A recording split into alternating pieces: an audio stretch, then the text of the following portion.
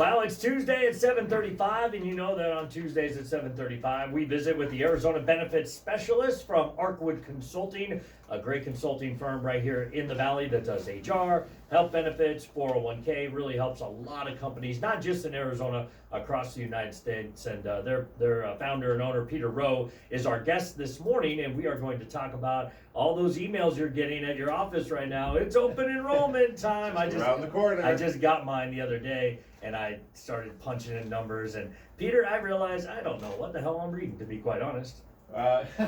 Well, first it probably starts off with a bunch of acronyms because that does seem to be our key for you. So. Yeah, I love the acronyms. I love the acronyms. Those grids, yeah, the little compare now things, those are a little challenging sometimes. They are, and you know, I think people a lot of times are satisfied with the plan they had the prior year. Right. And they just want to make sure nothing really changed. And they'll allow you a lot of times to look back at last year's benefits, yep. and compare and contrast. And usually, I mean, is it usually rule of thumb they stay pretty much the same? Well, to some degree, they're usually always taking up some of the co-pays. They're taking up some of the out-of-pocket maximums, just because under reform they have the opportunity to do that, and that's by increasing the out-of-pockets. That's going to help compress the premiums a little bit. And as we talked about a couple weeks ago, you know, our premiums are basically affording us a very nice car. Or if you want to pay annually, you could just buy a small compact car every year. Or a house. I don't know, it's getting really expensive. It's unbelievable. I mean, it is.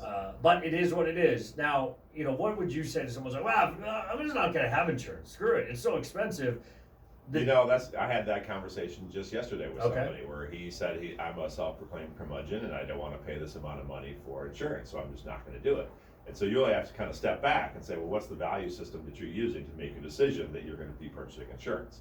Because right now you're healthy, so you're right, a short-term limited duration plan could be certainly possible. It's going to cover the needs you have today. But if something happens on a catastrophic level, those plans are probably not going to cut it. And so you have to kind of weigh that value for you and your family.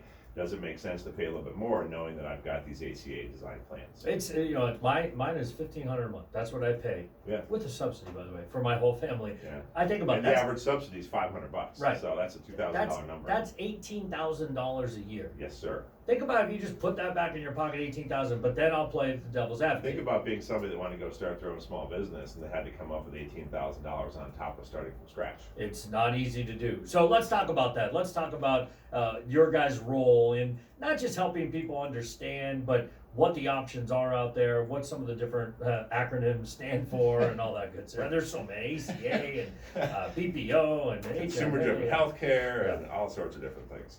Well, when you kind of mentioned the grid, the compare grid, what we've learned over the years is that most individuals are picking their plan based upon the deductible.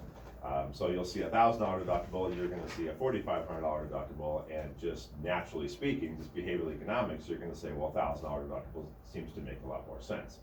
But there's just a couple of different layers that are underneath the deductible that we just have to make sure the participants are aware of. And I think that's where we come in as advisors, and any advisor in my field is really have to partner with the client that you're working with to make sure that they understand the options that are becoming available and kind of be a partner to the team in the communication. I think one thing, and tell me if I'm wrong, is this a good mindset or not? Let's say you went with the higher deductible, right, the $4,500, and you broke it down for me here. It's about $2,800 less in premium a year, right? Correct. For that $4,500. For that particular example. Same out-of-pocket max, though, correct? And that's the rub. There you go. Most individuals will stop at that deductible, forgetting to look at the co-insurance level. And the co-insurance is really just an opportunity to share the expenses opportunity. I'm really positive for it. So it's really a situation where you are sharing in the remaining expenses on the deductible or over and above the deductible until you reach an out-of-pocket maximum. But that's your true risk. And so when you're looking at the policies that are designed today, it should be such a deeper conversation than comparing deductibles. Now going to the $4,500 deductible, in the examples that I kind of put together today, it's really talking about, does it make more sense, or does it make sense for someone to enroll into a consumer-driven healthcare plan, which does not have copays? You're going to pay the contracted rate directly to the provider, and that's disconcerting to some individuals. I think a lot of our decisions on insurance are kind of based in fear, and a consumer-driven healthcare plan, which removed the copays, it kind of makes me feel like I'm just paying cash. So what's the point of having insurance regardless? And we just did a quick example with an individual that is an employee at one of our employers, and he's got a choice between a $1,000 deductible, traditional copay, he's got $45 office visit copays, $60 for a specialist, drug card, And that individual's premium after his company kicks in their share is costing him about $4,500 a year. Well, conversely, he can go to a $4,500 deductible, no copays. So he's going to pay whatever the contracted rate is that the insurance companies negotiate on his behalf for his office visits, for his prescriptions, but that premium is going to drop down to $1,600. So that's a $2,800 difference. However, we're not digging that deep into the design of the plan because it's such an ethereal number. You know, over 12 months, okay, I can say I saved $1,600, but what's happening today when I've got to go to my doctor says, well, you have to pay me $125 because that's my contract with the Blues. Like, what do you mean? Last week I just paid you $45. But so you kind of have to always remember, go in that deeper conversation is, oh wait, that's right. You know, I'm saving $200 a month and I'm putting that into a health savings account with this type of plan design.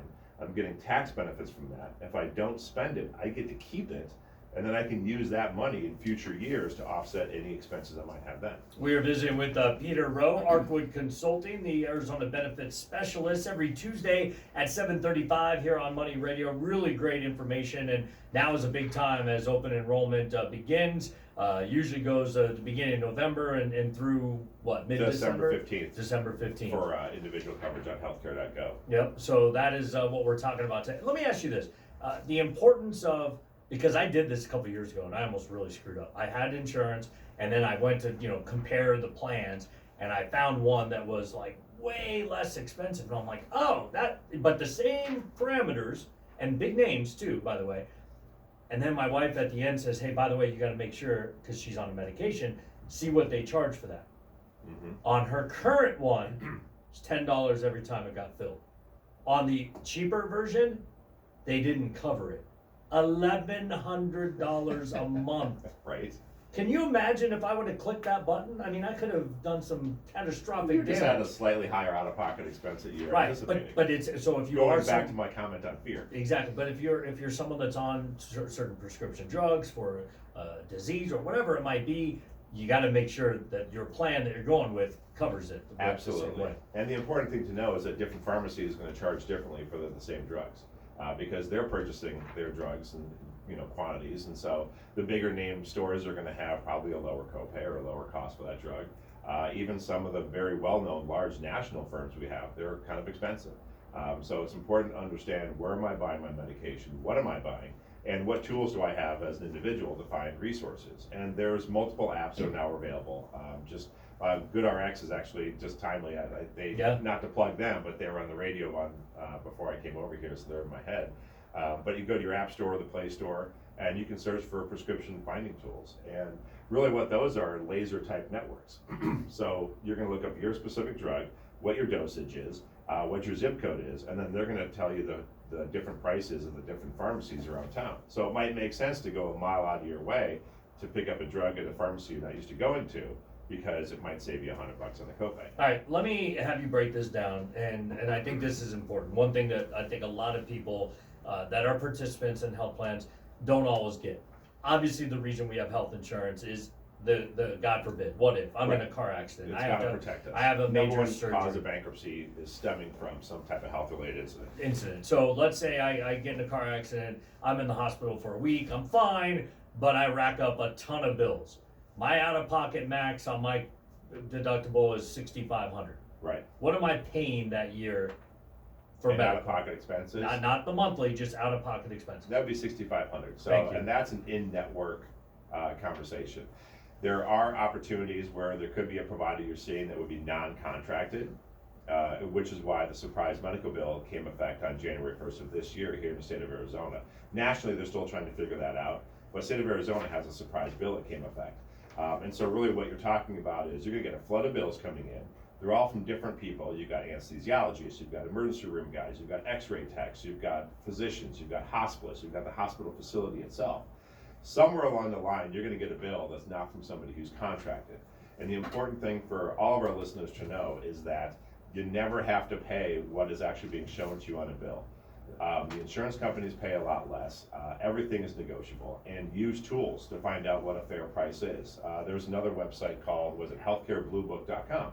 They're named Blue Book just specifically after the concept of the blue books for the cars. Finding out what a fair price is. you put in your diagnosis, what the situation is, and they're gonna come back and say, this is a fair price for this procedure. And so if we can arm ourselves as individuals with tools that allow us to have these conversations when we get these wacko bills in the mail that are not network, it gives us a much stronger position so that somebody has the opportunity to negotiate down what they're being billed. What's the best way to reach out? You guys are the experts. That's why we call you the Arizona Benefits Specialist. You guys know this stuff inside and out. If people have questions, what's the best way to reach out? If you want to do email, it would be info@arcwood.com, ARCWOOD.com, or our main phone number, which is 602-726-6280. There you go. And you know what I was thinking on the way over is, that's obviously a one-way conversation when you're talking to somebody who's driving. I wonder if somebody had the question, they're certainly free to shoot us an email. Hey, I'd like to have you touch base on this in a couple of weeks. Yeah, that's good. We're always looking for great ideas to bring the knowledge to the listener. Peter Rowe from Arcwood Consulting, the Arizona Benefits Specialist. Brandon Oliver and Peter Rowe are investment advisor representatives offering advisory services through Arcwood Financial LLC, a registered investment advisory firm, employee benefit consultants and brokers offering group insurance and self-funded employer-sponsored employee benefit plans through Arcwood Benefits Consulting Incorporated, and they offer human resource and business operation consulting through Arcwood HR LLC. All of those companies are independent companies. Arcwood Consulting does not offer legal, tax, or compliance advice. For questions or to request more information, call them at 602-726-6280 or email info@arcwood.com. That's ARCwood.com. Peter Rowe, great info this morning. We appreciate your time, and we'll talk to you next Tuesday. Thank you, sir. There you go. That's the Arizona Benefits Specialist every Tuesday at 7:35 right here on Money Radio. I want to mention a recall